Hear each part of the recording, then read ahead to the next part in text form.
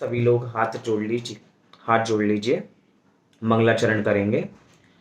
नमो अरिहंताणं नमो सिद्धाणं नमो आयरियाणं नमो उवज्झायाणं नमो लोये सव्यसाहूणम् मङ्गलं भगवान् वीरो मङ्गलं गौतमो गणी मङ्गलं कुन्दकुन्दाद्यो जैनधर्मोऽस्तु मङ्गलम् सर्वमङ्गलमाङ्गल्यं सर्वकल्याणकारकम् प्रधानं सर्वधर्माणां जैनं जयतु शासनम् जैनं जयतु शासनम्। विगत 2 दिनों की चर्चा प्रथमन योग की एक बहुत सुंदर कथा, जिस कथा का नाम है देखो परिणामों की विचित्रता। ये विचित्रता ऐसी है, देखिए विचित्र शब्द क्या है? विचित्र। चित्र क्या होता है? चित्र, जो भी हम चित्रकला देखते हैं, कम से कम उसके अंदर मिनिमम से मिनिमम 2 कलर चाहिए। अगर हम ब्लैक एंड व्हाइट पेंटिंग भी करते हैं तो पीछे पन्ना सफेद चाहिए और फिर ब्लैक होगा, तो मिनिमम 2 कलर यहाँ पे चाहिए। और यहाँ पे मात्र चित्रता नहीं है, शब्द क्या है? विचित्रता। वी माने विशेष, मतलब इसमें अनेक रंग हैं। इससे पता लगता है कि हमारे परिणाम भी अनेक रंग के होते हैं। हर समय हमारे परिणाम बदल जाते हैं। कभी ऐसे परिणाम रहते हैं, कभी ऐसे परिणाम रहते हैं, कभी वैसे परिणाम रहते हैं। परिस्थिति को देख के हमारे परिणाम बदल जाते हैं और कभी कभार परिस्थिति के बदले बिना भी अपने परिणाम बदल जाते हैं। हो सकता है ना, हो सकता है कि बहुत हर्ष उल्लास का माहौल चल रहा हो, लेकिन एक व्यक्ति कोने में बैठ के मायूस बैठा है, उसके परिणाम अलग ही चल रहे हैं। माहौल ऐसा नहीं है, लेकिन उसके परिणाम अच्छे नहीं चल रहे हैं। और हो सकता है वो व्यक्ति माहौल के साथ मिल जाए तो उसके परिणाम वैसे ही हो जाते हैं। मतलब कि परिणाम कभी टिकते नहीं है। इससे हमें यह समझ में आता है कि जिस चीज को हम समझते हैं कि ये चीज हमेशा वैसी ही बनी रहेगी, हमारी सोच है ना कि हमारा घर हमेशा ऐसा ही बना रहेगा, हमारे परिवार वाले हमेशा वैसे ही बने रहेंगे जैसे हमेशा थे। कि भैया कहते हैं ना, जब थोड़ी शादी के थोड़े टाइम बाद तुम तो अब बिल्कुल बदल गए हो। भैया बदलना स्वभाव है, परिणाम हर समय बदलते हैं, तो व्यक्ति अब क्यों नहीं बदलेगा? एक गिरगिट होता है ना, जाना किसके लिए जाता है? वो रंग बदलने के लिए। व्यक्ति उससे ज्यादा तेज रंग बदलता है अपने, दूसरे के सामने अपने अलग परिणाम रखता है और वैसे अलग परिणाम रखता है। अंदर ही अंदर कूटता रहता है और बाहर में सबको प्रसन्न दिखाता है। मैं कहूं कि अभी बहुत रोने का प्रसंग चल रहा हो और कोई कहे भैया तुम्हारी फोटो आने वाली है, तो उस रोने के अंदर भी बढ़िया सी फोटो खिंचवाएगा, स्माइलिंग वाली फोटो। सोचो भैया, एक समय की फोटो के लिए हम अब कितनी अच्छी मुस्कान लाते हैं अपने चेहरे पे, एकदम खुश हो जाते हैं कि भैया डिंपल दिखना चाहिए तो इस तरफ वाला फेस करेंगे या इस वाला फेस करेंगे, जहां से उसकी अच्छी फोटो आएगी वहां से। मतलब कि एक समय की फोटो के लिए जब हम नकली खुशी दिखा सकते हैं, तो पूरे जीवन के लिए हम असली खुशी नहीं ला सकते। सब अपने ऊपर निर्धारित है, लेकिन अलग अलग लोगों को एक तरह हमें अलग अलग पेश आना पड़ता है। इसकी तरह ऐसे पेश आएंगे, उसकी तरह ऐसे पेश आएंगे, लेकिन हमें ऐसे विचित्रता नहीं करनी। परिणाम जरूर बदलते हैं, लेकिन हमें अपने परिणामों को साम्य रूप रखना है, समता में रखना है, एक जैसा रखना है, ना किसी से प्रभावित होना और ना किसी को प्रभावित करना। हमारे जो केवली भगवान है ना, सर्वज्ञ भगवान, उनके क्वालिटी है। क्या क्वालिटी है? सर्वज्ञ भगवान के ज्ञान में अनंतानंत पदार्थ झलकते हैं। अनंतानंत माने इतनी बड़ी वैल्यू है जिसको हम अपने मन में सोच भी नहीं सकते। इतने पदार्थ उनके ज्ञान में झलकते हैं और इतना कुछ जानने के बावजूद भी अप्रभावित रहते हैं। ये नहीं कि अगर कुछ बहुत गंदी चीज देख ली हो तो आंखें बंद कर लेंगे, ऐसा नहीं करते। या कुछ अच्छी चीज दिख गई है तो आंखें फाड़ फाड़ के देखेंगे। अपने साथ होता है, हम सब कुछ जानते नहीं हैं और जल्दी प्रभावित हो जाते हैं। हम कुछ सीमित वस्तुएं जानते हैं और सीमित वस्तुओं में ऐसे रीझ जाते हैं कि उसी में बन के रह जाते हैं। लेकिन हमें यहाँ पे ऐसा भी नहीं बनना, हमें सर्वज्ञ भगवान जैसा बनना है जैसे उनका स्वभाव है। सबको जान के भी अप्रभावित रहते हैं। कहते हैं ना कि ना किसी के अभाव में जियो, ना किसी के प्रभाव में जियो। ना मतलब गम मनाओ कि मेरे साथ कोई नहीं है, भैया तुम्हारे साथ तुम्हारे अनंत गुण हैं। और ना किसी को प्रभावित करके जियो कि मेरे चले दूसरों पर। भैया एक द्रव्य पे दूसरा द्रव्य कुछ अपनी कमांड नहीं चला सकता, कोई हमारी सुनता नहीं है। हमें लगता है कि हमारा दूसरा व्यक्ति सुनता है, लेकिन कोई सुनता नहीं है। हम तो यहाँ पे अपनी कहानी की बात करें तो थोड़ी प्रस्तावना सी हमने चालू की। हमारी कहानी है देखो परिणामों की विचित्रता, और उसमें भी दो राजकुमारों की कथा। दो राजकुमारों की कथा, और उन दो राजकुमारों का नाम क्या है? थोड़ी कहानी से जुड़ जाएं। जो लोग आज नए जुड़े हैं कहानी से, उनको पुरानी कहानी थोड़ी रिवाइज हो जाए, उनको भी पता होना चाहिए। कुलभूषण और देशभूषण, इन दो मुनिराजों की एक बहुत सुंदर कथा चल रही है कि कैसे उनके घटना देख देख के परिणाम बदल जाते हैं। मतलब कि इससे ये पता लगता है कि कहीं वैराग्य का प्रसंग हो तो अंदर वैराग्य आना चाहिए। कितनी बार शमशान घाट गए होंगे हम सब, लेकिन हाथ में अभी कंधे पे शमशान घाट की जो वो डेड बॉडी है एक तरफ, कि जब उस तरफ जाते हैं हमारे एक तरफ भी परिणाम होते हैं कि भैया हमें भी कुछ समय बाद इधर आना है। हम ऐसा सोचते हैं भैया हम तो जा रहे हैं लेकिन हम अजर अमर हैं, हम कभी मरने वाले नहीं है, हमें कोई बीमारी नहीं होगी, ऐसा ही सोचते हैं सब। लेकिन भैया एक तरफ ये भी विचारें, शरीर है, बिगड़ेगा, बिगड़ने दो, बीमारी का घर ही है। कितना सुधार लेंगे, जितना सुधारेंगे उतना बिगड़ेगा। मैं ऐसा क्यों कह पा रहा हूं? क्योंकि हम अपने मुनिराजों का जीवन देखते हैं। हमारे मुनिराज शरीर को बनाए रखने के लिए काम तो करते हैं, लेकिन हर समय शरीर की संभाल भी नहीं करते। अगर शरीर की हर समय संभाल कर रहे होते तो वो उपसर्ग विजयी कैसे हो जाते, उपसर्ग को जीतते कैसे? विचार करना चाहिए। तो कहानी दो राजकुमारों की चल रही है, जो जल्दी से कहानी दो राजकुमारों की चल रही है जो 15 वर्ष बाहर विद्या अध्ययन कर कर आए हैं। नगरी में बहुत बड़ा महोत्सव हो रहा है कि भैया 15 साल कोई बाहर पढ़कर आया है और अब शादी करने का समय है, तो सारी राजकन्याएं बुला रखी हैं। तो दूर से उनको एक राजकन्या दिखाई देती है जो वास्तव में उनकी बहन है, लेकिन दोनों ऐसे मुस्कुरा रहे हैं तो ऐसा लग रहा है कि मैं इससे शादी करूं, मैं इससे शादी करूं। सीख यहाँ पे एक मिलती है कि भैया कोई हमें स्माइल पास करे, इसका ये मत समझो भैया ये हमसे प्रभावित हो गई है, बस हमें संकेत मिल गया, उसने स्माइल कर दिया।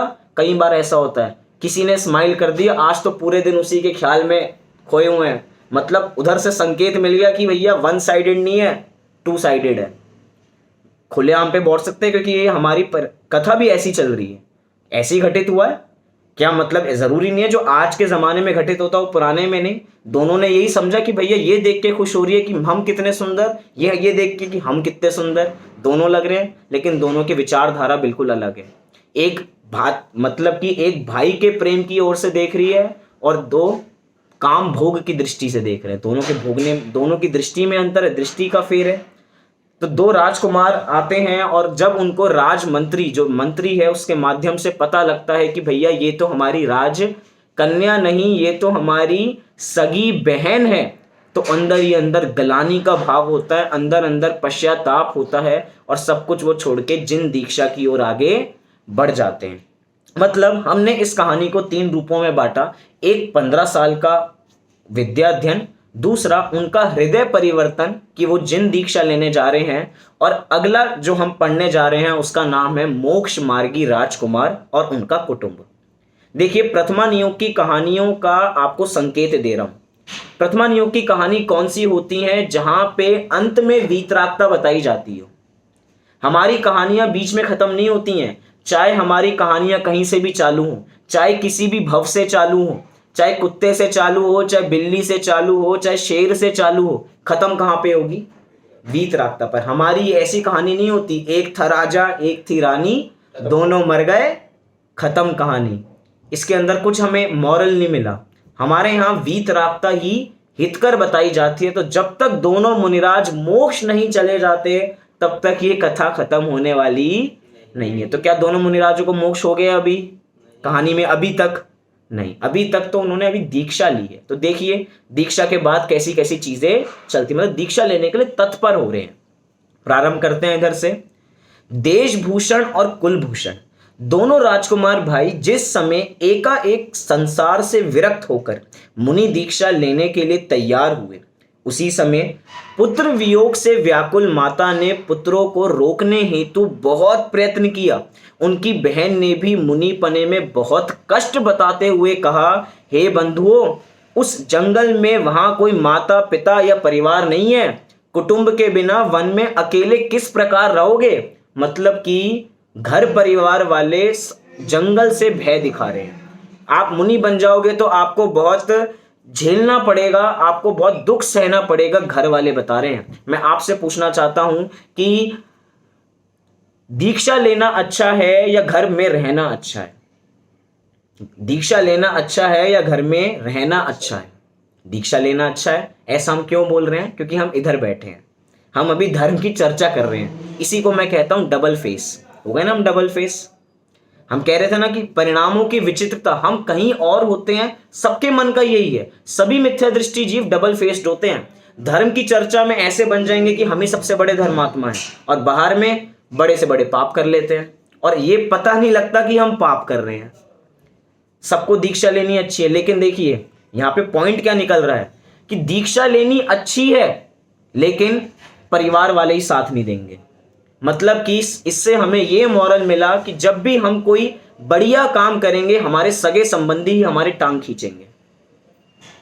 मतलब इसमें घबराइएगा नहीं कि हम कोई अच्छा कार्य कर रहे हैं तो सभी हमारा साथ देंगे, ऐसा जरूरी नहीं है। मैं ऐसा भी नहीं कह रहा कि घर वाले साथ नहीं देते, देते हैं, लेकिन अगर साथ ना दें तो घबराओ मत। क्यों? क्योंकि भैया जो लक्ष्य लेके चलता है वो उस लक्ष्य तक पहुंचता है। दूसरे लोग आपके लक्ष्य की प्राप्ति पर आपका साथ देते हैं, वो लक्ष्य की प्राप्ति का जो प्रोसेस है उसमें कोई साथ नहीं देता। कहते हैं ना, कोई मेहनत नहीं देखता, मेहनत का फल देखता है। मेहनत उसको पता है जिस समय वो मेहनत कर रहा होता है, जो आईएएस की पढ़ाई कर रहा है, और जब आईएएस बन गया, जब आईएएस की पढ़ाई कर रहा है सब मजाक उड़ाएंगे, तू करेगा आईएएस, तू कर सकता है, तेरे में अकल नहीं है, तेरे में कुछ नहीं है। और जब आईएएस बन जाता है, हमें तो पता ही था ये कर लेगा, ये तो बड़ा इंटेलिजेंट है, फल देख के। मतलब यहां पे अभी मुनि बने नहीं है, लेकिन घर वाले डरा रहे हैं। क्या कह रहे हैं कि उसी समय पुत्र वियोग से व्याकुल माता ने पुत्रों को रोकने हेतु बहुत प्रयत्न किया। भैया माँ का प्रेम है पुत्र से, चाहे माँ जानती है कहानी में आगे ये होने वाला है कि बहन आरिका माता बनने वाली है, आरिका दीक्षा लेंगी बहन।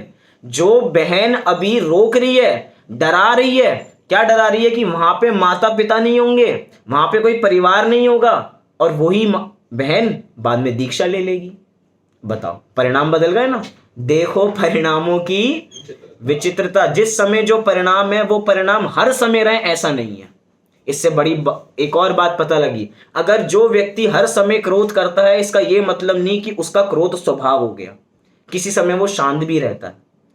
जिस समय जिसके पास हर समय पुण्य है, उसके पास हर समय पुण्य रहेगा ऐसा नहीं है, पाप भी आ सकता है। और जो हर समय पाप करता है, क्या ऐसा है कि वो पुण्य नहीं कर सकता? पुण्य का उदय भी आ सकता है। जो चोर कौन था? वो अंजन चोर पापी था ना। अगर चोर की दृष्टि से देखें तो कितना बड़ा पापी है। कोई कह सकता है कि कभी वो भगवान बनेगा? आज भी उसको अंजन भगवान कोई नहीं कहता, सब क्या कहते हैं?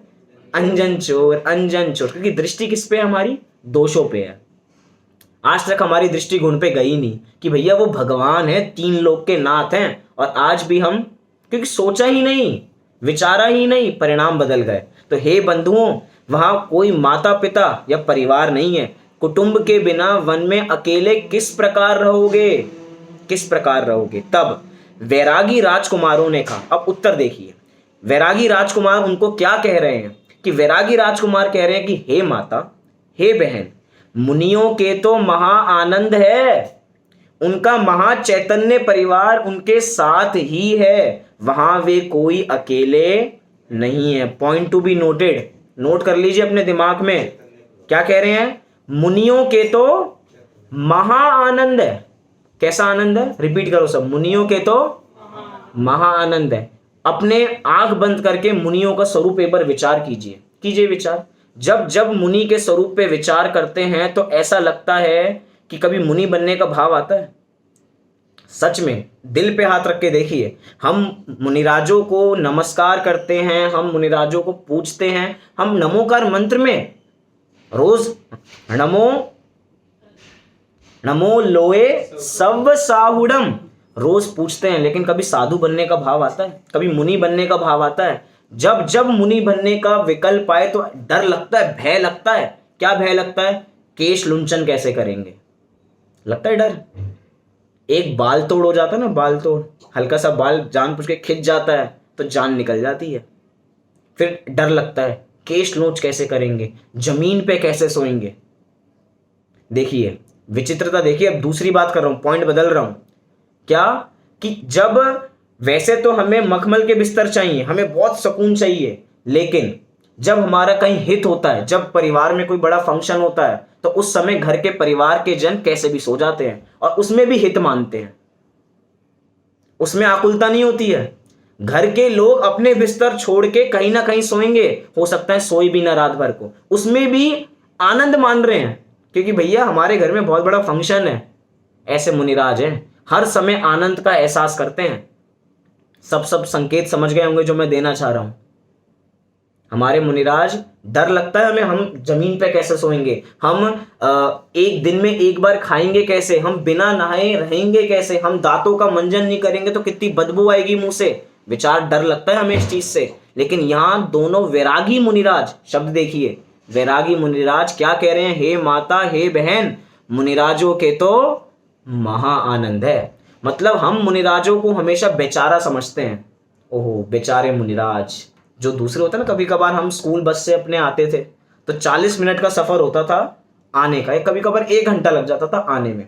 तो कभी कभार, बहुत कभी रेयर, कि कोई मुनिराज का विहार हो रहा था, तो ऐसे ही स्कूल के बच्चे, वो तो जैन को जानते नहीं है ना, हम इतना जानते थे, तो कहते थे कैसे नंगे लुच्चे से हैं, कुछ पहनते नहीं है, कम से कम कुछ तो कपड़े पहने, कि कुछ नहीं है, बेचारे हैं बिल्कुल। क्या वो बेचारे हैं या हम बेचारे हैं? धन वैभव वाले बेचारे रह जाते हैं और जिनके पास धन नहीं है वो निर्वाण को प्राप्त हो जाते हैं। इसलिए भैया, हे मुनि, हे माता, मुनियों के तो महा आनंद है, उनका महान चैतन्य परिवार उनके साथ है, वहां वे कोई अकेले नहीं है। अब एक छंद प्रस्तुत कर रहे हैं, बहुत बढ़िया छंद है, उसके माध्यम से चर्चा करेंगे कि उनका असली परिवार क्या है। धैर्यं यस्य पिता क्षमा च जननी शान्तिश्चिरं गेहिनी सत्यं सुतरयं दया च भगिनी भ्राता मना संयमा शय्या भूमितलं दिशोऽपि वसनं ज्ञानामृतं भोजनम् एते यस्य कुटुम्बिनो वद सखे कस्मात् भयं योगिना। कुछ कुछ संस्कृत समझ में आ रही होगी, मतलब परिवार के नाम लिए जा रहे हैं संस्कृत में, पिता, जननी, सुतरयम, भगिनी, भ्राता, शय्या, फिर आखिरी में क्या कह रहे हैं? कस्मात् भयम योगिना, कि कस्मात् भयम शब्द का क्या प्रयोग कर रहे हैं? कस्मात् भयम, कि योगियों को किस प्रकार का भय है? किसी प्रकार का भय नहीं है, किसी प्रकार का भय नहीं है योगियों को। जंगल में, मैं तो कह रहा हूं आजकल बहुत चलता है ना, खुद को अपने को चैलेंज देते हैं वीडियो बनाने के लिए कि हम 24 घंटे यहां जा रहे हैं और ऐसे ट्रैवल कर रहे हैं। चैलेंज दिया हमने, 24 घंटे खुद को चैलेंज देके देखो कि हम वन में जा रहे हैं, बस वन में रहना है। कोई ऐसा नहीं कह रहा बिल्कुल वस्त्र त्याग के, बस 24 घंटे वहां पे आपको बिताने हैं घने जंगल में, बता सकते हैं। और मुनिराज आनंद से बिता देते हैं। क्यों? क्योंकि किसी चीज का भय नहीं है। हमें तो इतना भय है कि हम कहीं घूमने जाएं और घर का दरवाजा बंद भी हो तो भी मन में इतनी शंकाएं होती हैं कि हम ताला लगा के आए हैं या नहीं आए हैं, दुकान पे ताला लगाया या नहीं लगाया। मैं कह रहा हूं अभी शंका हो जाए तुरंत कि दुकान पे ताला शायद लगाया है या नहीं लगाया, या किसी का फोन आ जाए कि भाई शायद तुम्हारा ताला थोड़ा सा खुला हुआ है, एक बार चेक कर लो एक बार। अब बताओ, भय जागृत हो गया? ताला बंद होने पे भी भय जागृत हो जाता है, कहीं खुला तो नहीं रह गया, और अगर हो गया तो तुरंत आधी रात को फोन आएगा, आधी रात को भाग के जाएंगे। लेकिन मुनिराजों को किसी का भय नहीं है। क्यों? क्योंकि परिग्रह ही नहीं है। समझ में आया कि जिसके पास परिग्रह नहीं होता उसको किसी प्रकार का भय नहीं होता। हम क्या समझते हैं कि परिग्रह पाप है, हिंसा, झूठ, चोरी, कुशील, परिग्रह। हम सब हिंसा को पाप मानते हैं, हम सब झूठ को पाप मानते हैं, चोरी को मानते हैं, कुशील को मानते हैं, परिग्रह को कौन मानता है? सब समझते हैं जिसके पास बहुत बड़ा पैसा वो सबसे बड़ा आदमी, जो नगर का सेठ होगा उसके पास तो बहुत कुछ है। परिग्रह है, चाहे सब कुछ मिला पुण्य से है लेकिन भोग पाप में ही जाता है। पैसा आता पुण्य से है, खर्च पाप में होता है। देख लो, गारंटीड। विचार करना कहां कहां हमारा पैसा खर्च होता है। हमें जो आज सुविधाएं मिल रही हैं वो पुण्य के उदय से मिल रही हैं, लेकिन जितना हम खर्च कर रहे हैं सब पाप में कर रहे हैं, और जितना पाप में खर्च कर रहे हैं भविष्य के लिए क्या बांध रहे हैं? क्या बांध रहे हैं? पुण्य बांध रहे हैं, पाप बांध रहे हैं?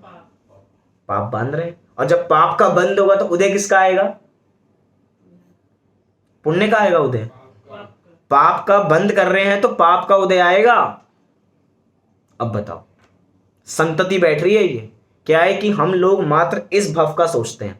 एक मत है चारवाक मत, जैसे जैन दर्शन एक मत है ना, ऐसे अलग अलग मत चलते हैं, सांख्य मत, नैयायिक मत, ऐसे एक चलता है चारवाक मत। चारवाक मत ऐसा है जो कहता है कि भैया घी मतलब ऋण लेके भी घी पियो, कि चाहे तुम दूसरों से कितना उधार ले लो लेकिन पांचों उंगलियां हर समय घी में रहनी चाहिए, 10 की 10 उंगलियां घी में रहनी चाहिए। वो सोचता है कि मात्र इस भव संबंधी मेरा जीवन है, जो मुझे आंखों से दिखाई दे रहा है वही सब सच्चा है। हम भी ऐसे ही सोचते हैं। हम अपने पूर्व भव के बारे में विचार नहीं करते। चाहे हम जैन हैं लेकिन हो सकता है हमारी अंतरंग जो मान्यता है वो सांख्य, वो चारवाक मत से मिलती हुई हो सकता है। हो सकता है किसी ना किसी एक चीज का पक्ष हो। हम तो इसकी बात कर रहे हैं यहाँ पे कि मुनिराजों को किसी प्रकार का भय नहीं होता। अब देखिए, बहुत बढ़िया चीजें बता रहे हैं कि मुनिराज का वास्तव में परिवार कौन है। आप सोच रहे होंगे कि मुनिराज का परिवार, अभी तो एक परिवार को त्याग के आए हैं, अब दूसरा परिवार। हाँ, क्या कह रहे हैं कि भैया धैर्य जिसका पिता है, क्षमा जिसकी माता है, अत्यंत शांति जिसकी गृहिणी है, सत्य जिसका पुत्र है, दया जिसकी बहन है और संयम जिसका भाई है, ऐसा उत्तम वीतरागी परिवार मुनिराजों को जंगल में आनंद देता है। गुण बता दिए, किस किस के गुण बता दिए? मुनिराजों के गुण तो बता ही दिए, साथ साथ में पिता का गुण बता दिया। पिता का गुण क्या है? धैर्य। पिता सबसे ज्यादा धैर्यवान व्यक्ति होता है, सब कुछ झेल जाएगा लेकिन अपना दुख दूसरे को नहीं बताएगा। हो सकता है अपने परिवारजन, सबके साथ होता है, अपने परिवारजन में सबको सब कुछ दिलाएंगे, अपने लिए सैक्रिफाइस कर लेंगे, अपने को खुद सामान नहीं लेंगे, अपने लिए नए कपड़े नहीं लेंगे लेकिन बच्चों को नए कपड़े दिलाएंगे। होता है सबके साथ, सबके परिवार का, क्योंकि लक्षण है ना, गलत नहीं हो सकता लक्षण। पिता का लक्षण है धैर्य, माता का लक्षण क्षमा। बच्चा कोई बाहर से कितनी बड़ी से बड़ी गलती करके आए, हो सकता है कि पिता तो सालों साल बात ना करे, जीवन भर बात ना करे, लेकिन माता का हृदय कैसा होता है? पिघल जाता है। माता हर बात में क्षमा, कुछ नहीं होता, मेरा लाल पीला हरा नीला, मैं तुम्हें माफ कर देती। माता कैसी होती है? क्षमा वाली। देखिए भैया, आदर्श लक्षण है। अगला लक्षण कह रहे हैं अत्यंत शांति जिनकी गृहिणी है, जिनकी पत्नी है। रेयर है बहुत। क्या कहा? लक्षण रेयर है कि अत्यंत शांति वाली जिसको पत्नी मिल जाए, लेकिन लक्षण है कि अत्यंत शांति जिसकी गृहिणी है, सत्य जिसका पुत्र है, कि जो अपने माता पिता से कोई बात छुपाता ना हो, जिसको आज की भाषा में हम कहते हैं ट्रांसपेरेंसी, कि माता पिता की जो बच्चा विचार करता है वो माता पिता को पता होना चाहिए, कोई चीज छुपी नहीं रहनी चाहिए, सब चीजें ओपन माइंडेड, जो जिसका कैसे भी विचार आते हो माता पिता से शेयर करो। बाहर वाले मजाक बनाएंगे लेकिन माता पिता जो होंगे वो बुरे विचार को छुपा लेंगे, कि बाहर नहीं बताएंगे ना, ढिंडोरा नहीं पीटेंगे। हो सकता है मोहल्ले की वो आंटी सबको बता के आ जाए इनका बेटा ऐसा, इनका बेटा ऐसा है, लेकिन माता पिता अपने बच्चों का बुरा नहीं चाहते। फिर कह रहे हैं दया जिसकी बहन है, वो वाली दया नहीं, दया जिसकी बहन है, संयम जिसका भाई है। वास्तव में ये सारे गुण किसके अंदर हैं? एक मुनिराज के अंदर हैं। अभी तो यहां पे बताया कि धैर्य जिसका पिता है, तो पिता में क्षमा नहीं है एक बार को, लेकिन ये सारे गुण मुनिराज में हैं और इन्हीं गुणों के आधार पर मुनिराज जंगल में निराकुल रहते हैं, किसी प्रकार का भय नहीं होता। फिर आगे क्या कह रहे हैं? पृथ्वी जिसकी शैया है, आकाश जिसके वस्त्र हैं, आकाश जिसके वस्त्र हैं। दिगंबर का मतलब क्या होता है? हम सब कौन है? दिगंबर, श्वेतांबर? दिगंबर। दिगंबर माने क्या? दिग प्लस अंबर। अंबर माने वस्त्र और दिग माने दिशाएं। दिशाएं ही, आकाश ही जिसका वस्त्र है। मुनिराज कोई वस्त्र नहीं पहनते ना, उनका आकाश ही वस्त्र है। 10 दिशाएं, दिशाएं 4 नहीं होती। दिशाएं कितनी होती हैं? 10 होती हैं, 4 नहीं। स्कूल में कुछ पढ़ाते होंगे, लेकिन 10 दिशाएं। ऐसी श्वेतांबर का मतलब भी होता है। श्वेत है अंबर जिसका, श्वेतांबर मतलब सफेद कपड़े जो पहनते हैं, वस्त्र, और दिगंबर वाले कोई उनका आकाश ही है। तो कह रहे हैं पृथ्वी जिसकी शैया है, आकाश जिसके वस्त्र हैं, ज्ञानामृत जिसका भोजन है। हमारा भोजन, और क्या है हमारा भोजन? हो सकता है कुछ भी हो, अनाप शनाप हो, लेकिन ज्ञानामृत जिनका भोजन है, ऐसे योगी को डर किसका? किसी प्रकार का भय नहीं है भैया। जन्म का भय नहीं है, मरण का भय नहीं है, इस लोक का भय नहीं है, परलोक का भय नहीं है। 7 प्रकार के भयों से मुक्त हैं। रोग से किसी प्रकार का भय नहीं है। कल बात की थी, हम सबको कोरोना नहीं है, लेकिन डर हर समय है। अभी वैक्सीन लगवाने जाएंगे तो बुखार होगा या नहीं होगा, इसका डर है। और अगर हो गया तो उसका उपाय क्या करेंगे, इसका डर है। और उपाय मतलब कि वो गलत रिएक्ट ना कर जाए, इसका डर है। लेकिन योगियों को किसी प्रकार का डर होता नहीं है। भय तो इस मोहमयी संसार में है जिसमें हमें लगता नहीं है। मोह के साधकों को भय किसका? हमने ये घर की छत बनाई है, क्यों बनाई है? गेट लगाए हैं, क्यों लगाए हैं? खिड़कियां लगाई हैं, क्यों लगाई हैं? बताओ, भय से लगाई हैं। रात को दरवाजा बंद करके क्यों सोते हैं? कुंडी लगा के क्यों सोते हैं? भैया कोई रात को चोर घुस गया तो हमें छुरा ना मार जाए, हमारे कुछ ले ना जाए। तिजोरियों को बंद करके क्यों रखते हैं? भय से। लेकिन यहां पे क्या कह रहे हैं? मोक्ष के साधकों को किसी प्रकार का भय नहीं होता। लेकिन ये चीज एक दिन में नहीं आती कि हम समझें कि भाई मुनिराज हैं, निरंतर उसका लीनता चलती रहती है इन सब की, तो आती हैं चीजें। तो इन मुनिराजों को किसी प्रकार का भय नहीं है। किन मुनिराजों की बात चल रही है यहाँ पे? देशभूषण और कुलभूषण। दिगंबर मुनिराज की तो बात चल ही रही है, और देशभूषण और कुलभूषण मुनिराज की बात चल रही है। ऐसा कहकर देशभूषण कुलभूषण दोनों कुमार वन में चले गए और दीक्षा लेकर मुनि हो गए। उनकी बहन आरिका हो गई।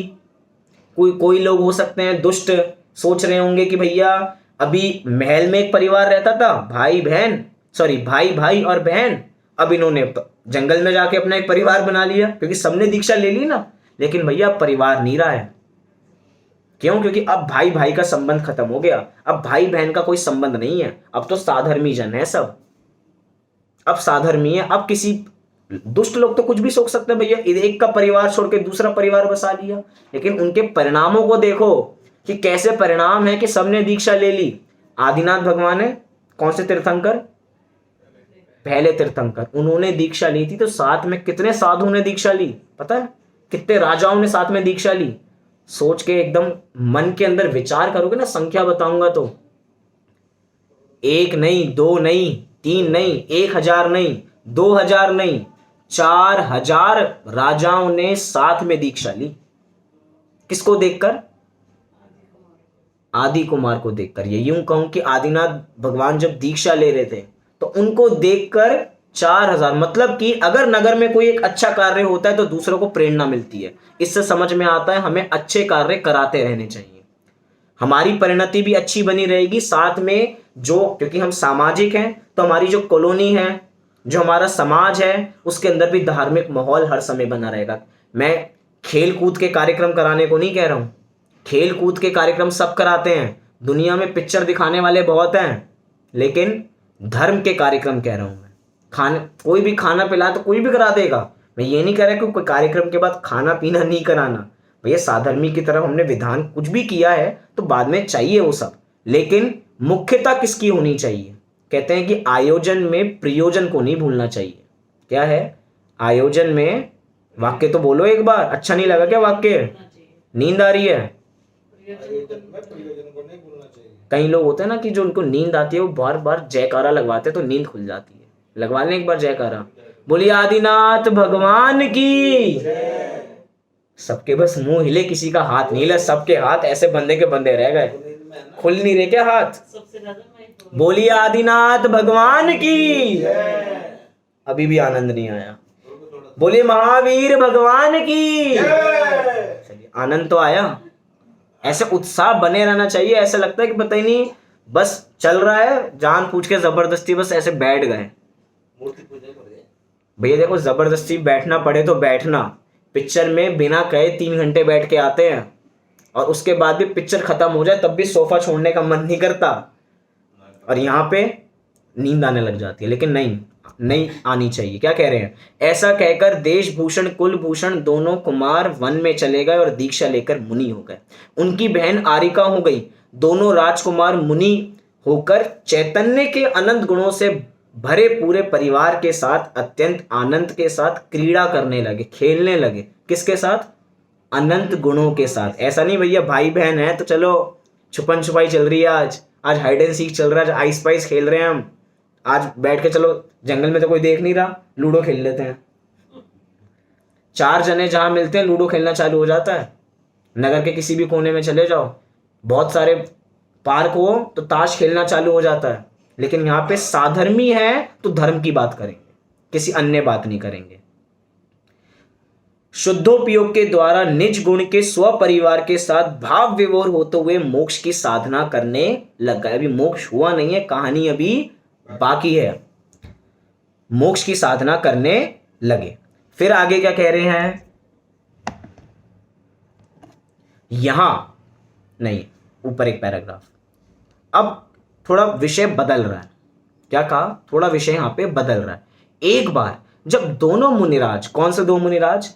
देशभूषण और कुलभूषण। जब एक बार दोनों मुनिराज वंशधर पर्वत की चोटी पर प्रतिमा योग धारण कर उग्र ध्यान में लीन थे। अब थोड़ी चीजें याद करनी है। अभी तक सारी पुरानी चीजें चल रही थी, कोई नई नगरी नहीं थी। अब कहां पे ध्यान कर रहे हैं? किस पर्वत की चोटी पे? वंशधर, बोलिए। वंशधर पर्वत की चोटी पर प्रतिमा योग में। प्रतिमा कैसी होती है? प्रतिमा ऐसी होती है ना। तो प्रतिमा योग के अंदर, उग्र ध्यान के अंदर, उग्र मन में तीव्र ध्यान के अंदर अपनी आत्मा के ध्यान में लीन थे। तब पूर्व के द्वेष बुद्धि से प्रेरित होकर दुष्ट अग्निप्रभ देव आकर उन पर घोर उपसर्ग करने लगा। सोच के देखिए, क्या कोई मुनिराज को देख के भी द्वेष आ सकता है? मुनिराज को देख के भी द्वेष। हम तो कहते हैं कि बैठ समीप संत चरणों में पशु भी बैर बुलावे। क्या कहा? बैठ समीप संत चरणों में, कि जो संत के चरण के समीप बैठे हैं क्या होता है? बैर भी भूल जाते हैं। पशु भी बैर भुलावे। और यहां पे कह रहे हैं कि पूर्व के द्वेष बुद्धि से प्रेरित होकर दुष्ट अग्निप्रभ देव उन पर उपसर्ग कर रहा है। मुनिराज की सौम्य मुद्रा के बारे में ग्रंथ में ऐसा लिखा है कि निराकुलता मिलती है। मुनिराज का शरीर ऐसा होता है कि उनसे सवाल पूछना नहीं पड़ता, समाधान खुद मिल जाता है। ऐसी सौम्य मुद्रा होती है, ऐसी चमक होती है। नहाते नहीं है, अस्नान व्रत के धारी होते हैं, लेकिन शरीर में इतनी कांति बनी रहती है, इतनी कांति की पूछो नहीं। हम इतनी बार नहा लेते हैं तो बदबू आने लग जाती है, लेकिन उनके शरीर में से बदबू नहीं आ सकती। क्यों? क्योंकि किसी चीज का मेल नहीं है। देखिए, अशुद्धता कहाँ होती है? मैं आपको सिद्धांत बताता हूं। अशुद्ध गंदगी कहाँ होती है? जहां पे 2 चीजें होती हैं तब। जहां एक होगा वहां अशुद्धता होगी ही नहीं। मुनिराज का शरीर अकेला है, उस पर कोई वस्त्र नहीं है, 2 चीजें नहीं है, तो अशुद्ध नहीं होगा कभी भी। क्योंकि क्या होता है कि अपना पसीना शरीर कपड़े से मिलता है, और कपड़े के साथ फिर कपड़े में बदबू आने लग जाती है, अपने में बदबू आने लग जाती है। फिर कोई संयोग ही नहीं है। मतलब कि जिस चीज को हम लगा के गोरा होना चाहते हैं वो चीज तो गंदी है ही है, साथ साथ में शरीर को भी गंदा करेगी। जैसे कपड़ा है तो कपड़े से अपने शरीर वापसी गंदी हो रहा है, तो जो चीज हम लगा रहे हैं वो तो गंदी है ही है, साथ साथ में क्या हो रहा है? अपना शरीर भी गंदा हो रहा है। और हम सोच रहे हैं कि फेयर एंड लवली तो अच्छी है, गोरी है, और इसको लगा के हम भी गोरे हो जाएंगे, हम भी अच्छे हो जाएंगे। फेयर एंड लवली नहीं, केस हो जाएगा नहीं तो ग्लो एंड लवली, नाम बदल गया ना उसका। फेयर नहीं भैया, हम कोई रंग भेद नहीं करते हैं कि कौन गोरा कौन गारा, हम तो ग्लो आएगा, बस काले पे भी ग्लो आएगा। कह रहे हैं, एक बार जब दोनों मुनिराज वंशधर पर्वत की चोटी पर प्रतिमा योग धारण कर उग्र ध्यान में लीन थे, तब पूर्व के द्वेष बुद्धि से प्रेरित होकर दुष्ट अग्निप्रभ देव आकर उन पर घोर उपसर्ग करने लगा। उसी समय अपने 14 वर्ष के वनवास के समय, क्योंकि कहानी किसके समय की चल रही है? रामचंद्र जी के समय की चल रही है, मुनि सुव्रतनाथ भगवान के काल की चल रही है। तो उसी समय अपने 14 वर्ष के वनवास के समय जब राम, सीता और लक्ष्मण वंशधर पर्वत के समीपस्थ वंशस्थल नगर के पास से होकर जा रहे थे, तब अत्यंत भयभीत नगर जनों को देखकर राम द्वारा उनके कारण पूछे जाने पर नगर वासियों ने कहा। क्या कहा उसको देखते हैं। राम सब नगर से जा रहे हैं तो सारे नगर के लोग भयभीत हैं। क्यों भयभीत हैं? क्योंकि जो उपसर्ग कर रहा है, उपसर्ग कौन कर रहा है? नाम क्या है उस देव का? अग्निप्रभ देव। अग्निप्रभ देव जो उपसर्ग कर रहा है वो अलग अलग तरह की आवाजें निकाल रहा है, डरा रहा है, ओले बरसा रहा है, किसी तरह भयभीत हो जाए वो दोनों मुनिराज, अपने ध्यान से च्युत हो जाएं, डरा रहा है, धमका रहा है कि डर जाएं किसी तरह। अब भैया नगरवासी भोले जीव हैं, वो पर्वत की चोटी पर जाते नहीं है। आपको पता है मुनिराज बैठते भी कहाँ हैं? मुनिराज ऐसी जगह बैठते हैं जहां दूसरे का आना संभव नहीं है। क्यों? क्योंकि संसारी जीव ऐसे हैं कि मुनिराजों के जीवन में दखल मचाएंगे, अपनी घर गृहस्थी की बातें करेंगे। जो ये शिखर जी हम जाते हैं ना, ये तो शिखर जी आज बहुत डेवलप हो गया कि बहुत सीढ़ियां बन गई हैं, लेकिन ऐसा नहीं था। कहते हैं ना कितने सारे मुनिराज, हम जब पढ़ते हैं कितने मुनिराज गए मोक्ष, करोड़ों की संख्या है कि जहां पे शिखर जी से मोक्ष गए। तो जितने मुनिराज थे ऐसे बैठते थे कि कोई दूसरा मनुष्य नहीं आ सकता वहां पे। मतलब वहां पे इतनी ही जगह है, वहां पे एक ही जना बैठ सकता है, दूसरा बैठ नहीं सकता। क्यों? अगर दूसरा बैठेगा तो आपस में बात चलेंगी। हम क्या करते हैं, हम किसी के पास जाएं भैया, दो घड़े होते हैं तो बचते हैं आपस में। मुनिराज को घर गृहस्थी की बातों में उलझाएंगे। मुनिराज हमारे घर में ऐसा हो रहा है, हमारे घर में ऐसा हो रहा है, आप कुछ शांति का उपाय बता दीजिए। मुनिराज शांति का उपाय बता देंगे, हम घर आ जाएंगे। लेकिन जिसके लिए उन्होंने मुनि धर्म अंगीकार किया है, हम सबकी घर की समस्याएं सुलझाने के, समस्याओं को सॉल्व करने के लिए वो मुनि धर्म अंगीकार नहीं किया है। बताओ क्या मुनिराज बन के संसार की बातें करें तो इष्ट लगेगा? हाँ जी कि ना जी? नहीं लगे। इतना सामान्य बात है। मुनिराज तो अपने लिए बने हैं ना, अपनी आत्मा के ध्यान के लिए बने। इसलिए हमारे मुनिराज का लक्षण ये है कि वो फिजूल की बातें नहीं करते हैं। घटना याद हो तो आप याद कीजिए रक्षाबंधन की कथा। कौन सी कथा याद कीजिए? रक्षाबंधन की कथा। कौन से मुनिराज वाद विवाद करने चले गए थे? याद है कुछ? विष्णु कुमार मुनिराज गए थे। कौन से मुनिराज वाद विवाद करने के लिए पहुंच गए थे? विष्णु कुमार मुनिराज। विष्णु कुमार मुनिराज नहीं थे, दूसरे मुनिराज थे। एक दूसरे मुनिराज उनको पता नहीं था और वो वाद विवाद करने पहुंच गए। अकलंग देव नहीं, अकंपनाचार्य ने सभी अपने संग में कह रखा था कि भैया किसी से बात नहीं करनी है, किसी से बात नहीं करनी है, आप सबको मौन धारण करना है। लेकिन उन मुनिराज को पता नहीं था कि हमें किसी से बात नहीं करनी है। क्यों? क्योंकि संसारी जीव तो उलझाएंगे। मुनिराज किस से वाद विवाद करेंगे? क्या सबके वाद विवाद उलझाते रहेंगे? क्या नगर के यहाँ पे वाद विवाद हो रहा है तो इसको समझा दिया, इसको समझा दिया, इसको समझा दिया? नहीं, मुनिराज तो ऐसे हैं कि अपनी आत्मा में लीन है, उनको किसी चीज से मतलब नहीं होता। आगे देखते हैं, आगे अपनी घटना कहां तक पहुंचती है। उसी समय अपने 14 वर्ष के वनवासी तो देख चुके, तब अत्यंत भयभीत नगर जनों को देखकर राम द्वारा उनका कारण पूछे जाने पर नगर जनों ने उनसे कहा। क्या कहा? इसके बाद देखने के बाद अपनी बात को हम यहाँ पे पूरी करेंगे। यहां रोज रात्रि के समय कोई दुष्ट देव भयंकर उपसर्ग करता है। उसकी अत्यंत कर्कश आवाज से यहां से सभी जन भयभीत हैं।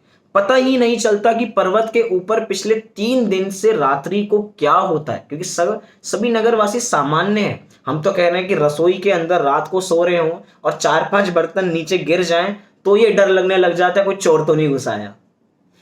इतना तो डर अपने को लग जाता है। यहाँ पे तो 3 दिन से शोर मच रहा है ऊपर, वहां ही नहीं, पता ही नहीं चलता कि पर्वत के ऊपर पिछले 3 दिन से रात्रि को क्या होता है। यह सुनकर श्री राम उस पर्वत पर जाने को उद्यत हुए। तब नगर जनों ने कहा कि वहां बहुत डर है जिसे तुम बर्दाश्त नहीं कर सकते, इसीलिए तुम वहां मत जाओ और हमारे साथ सुरक्षित स्थान पर चलो। जो राम जी हैं सम्यक दृष्टि हैं, शायिक सम्यक दृष्टि। हो सकता है कि भैया, क्योंकि वो सब जानते हैं शायद सम्यक दृष्टि हैं, वो कह सकते थे भैया जो होना है सो निश्चित है, केवल ज्ञानी ने गाया है। जो होना होगा उन मुनिराज के साथ हो जाएगा, जो ऊपर चल रहा होगा हो जाएगा, नगर जनों के साथ डर लग रहा है तो डरने दो, हमें क्या मतलब, हम तो अपना 14 साल का वनवास झेल रहे हैं। नहीं, डरते नहीं थे किसी से।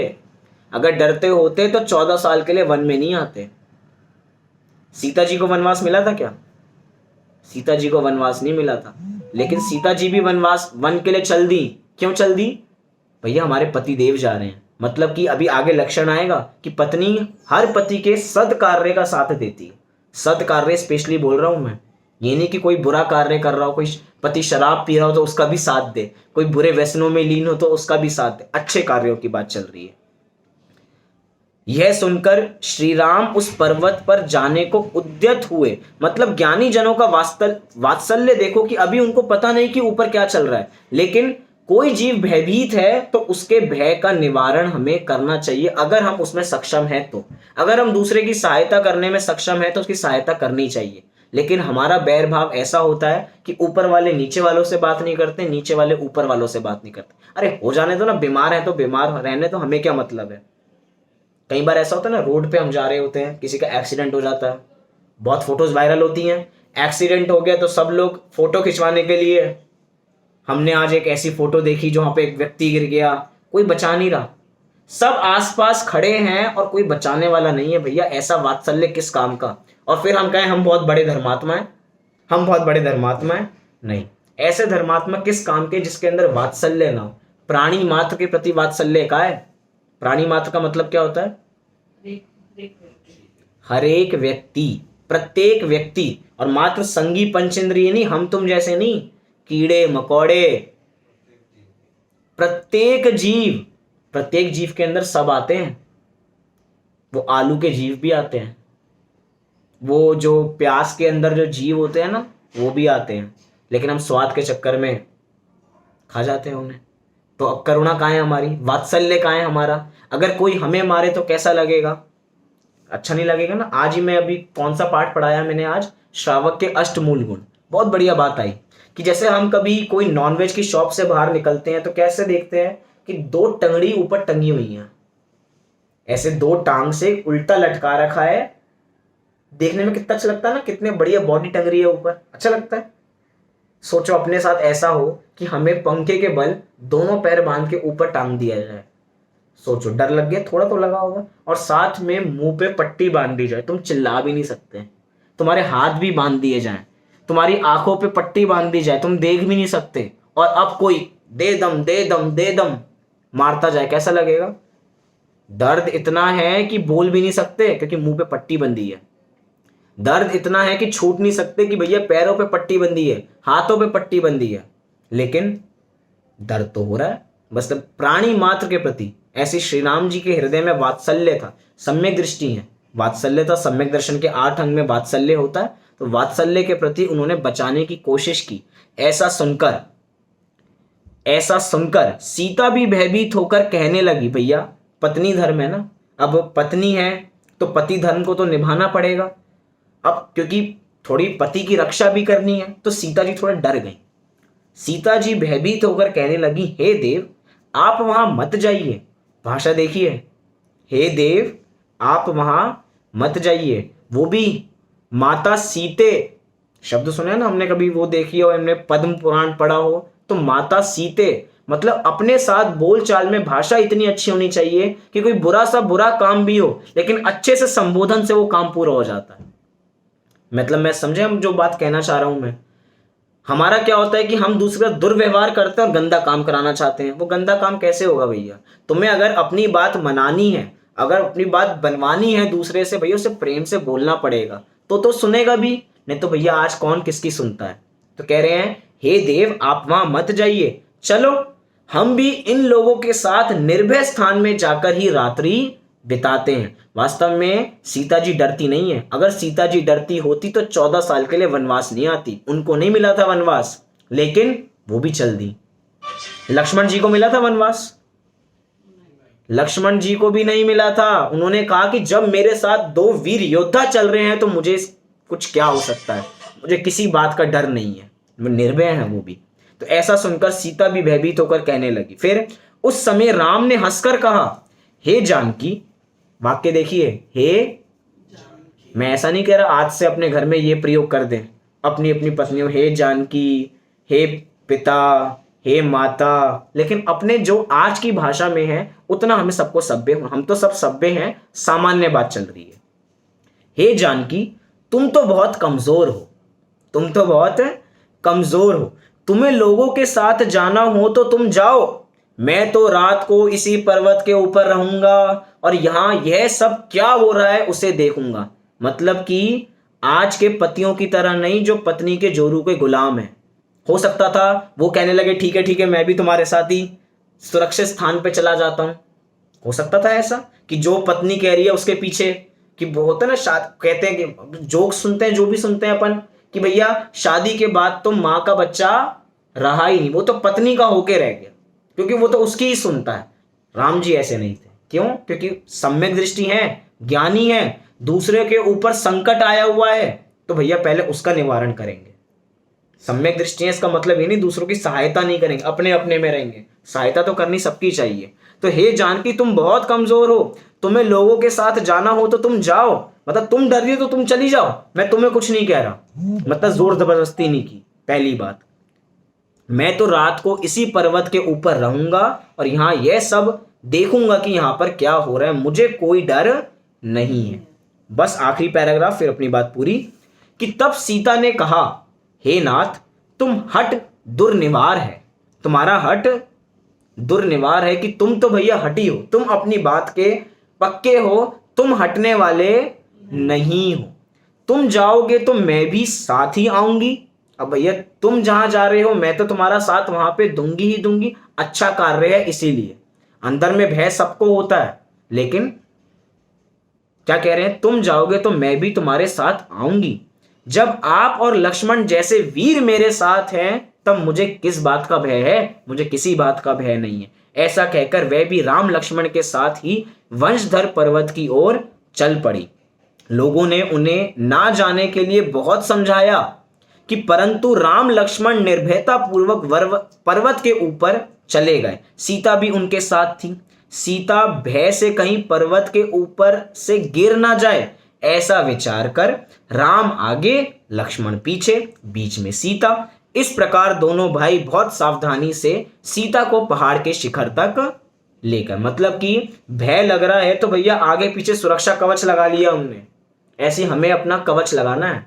किस चीज का कवच लगाना है? अपने अपने धर्म का कवच लगाना है, सुरक्षा का कवच नहीं लगाना।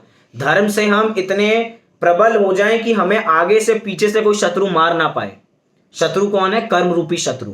अपने मन को इतना पवित्र बनाना है कि कोई सामने से आ ही ना पाए। कर्म भी आने से पहले ठिठुराए, भैया किसके पास जा रहे हैं, इसके पास तो कुछ नहीं हो सकता। अगर कोई हमें परेशान भी कर रहा हो उसके बावजूद भी, परेशान मतलब सरल भाषा में कह रहा हूं परेशान, मुनिराजों की भाषा में उपसर्ग, ध्यान से चित्त नहीं होना, जो कार्य कर रहे हो उसमें लीन रहना, ये अपने मुनिराजों का लक्षण है। पहाड़ बीच में सीता। इस प्रकार दोनों भाई बहुत सावधानी से सीता को पकड़कर शिखर तक ले गए। अब पहाड़ के ऊपर वे क्या देखते हैं इसका दृश्य हम कल की कक्षा में देखेंगे। अभी एक और छोटी सी 2 मिनट की जल्दी से बात कर लेते हैं। क्या बात हमें करनी है? आज कौन सा दिन है, कौन सा महीना है आज? अप्रैल फुल महीना है। आज चल रहा है अप्रैल महीना, जिसको हम सब जानते हैं अप्रैल फूल के नाम से, कि भैया भैया किसी को मूर्ख मत बनाओ। अप्रैल फूल, आज 1 तारीख है, आज 2 तारीख है। हम किसी को मूर्ख बनाएं या ना बनाएं, लेकिन हम अपने को अवश्य ठगते हैं अगर हम अपनी आत्मा को नहीं जानते हैं तो। हम समझते हैं कि दूसरे को बुद्धू बनाएंगे, कि दूसरे को बुद्धू बना के खूब मजा आया, अप्रैल फूल बनाया, हमको मजा आया। हमको मजा नहीं आया, हमको सजा मिलेगी बाद में। वो भाषा होती है ना, कई बार अपने घर पे बहुत बार होता है, मैं बार बार बोलता हूँ मैं मजाक कर रहा था, मैं मजाक कर रहा था। बाबा बार बार कहते हैं ये मजाक क्या होता है? मजाक कोई करने की चीज होती है? भैया मजाक हम अपने साथ कर रहे हैं, दूसरे के साथ नहीं हो रहा। उनको तो पता है सच्चाई ऐसा है ही नहीं, लेकिन भैया हमें अपने बारे में करना है, हमें अपने को नहीं ठगना। ऐसे हमें भगवान को नहीं ठगना, हमें अपने को भी नहीं ठगना। हमें सच्ची बात पे चलना है। तो हम भी किसकी तरह बन सकते हैं? भगवान की तरह तो बन ही सकता है। कहानी किसकी चल रही है? कहानी के नायक कौन है? देशभूषण और कुलभूषण मुनिराज की तरह हमारा भी जीवन आदर्शमयी हो, हमारा पवित्र हो, इसी मंगल भावना से अभी की बात को पूरी करते हैं।